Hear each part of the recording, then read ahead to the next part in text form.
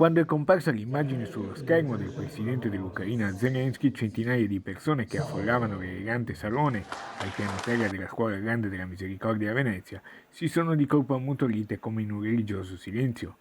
5 minuti e mezzo circa di un toccante videomessaggio pronunciato dal leader dell'Ucraina con tono fermo e deciso. Così il presidente dell'Ucraina ha voluto ringraziare Venezia e la Biennale e ha chiesto ancora aiuto. Як зрозуміти людину? If you're free yourself, how can you Questa è l'arte, understand sostenete la nostra lotta con la vostra arte, ma sostenetela anche con le vostre parole e la vostra influenza. Noi stiamo lottando per la nostra libertà, nessuno può mettere a tacere la potenza dell'arte. L'arte può dire cose che altrimenti potrebbero essere condizionate e nessuna tirannia può limitare la potenza dell'arte.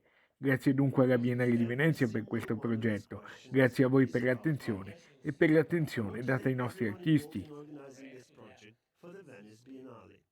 L'occasione per pronunciare questo appello è stato un evento collaterale alla 59esima Biennale d'Arte intitolato Noi siamo l'Ucraina, difendiamo la libertà, cui hanno partecipato anche il presidente della Biennale Cicutto, che ha ribadito come tutti noi dobbiamo fare qualcosa per aiutare l'Ucraina, e il sindaco di Venezia Brugnaro. Io finisco a ringraziare il Presidente Zelensky per questo grande impegno che sta dimostrando. Adesso tutti dobbiamo fare qualcosa per l'Ucraina.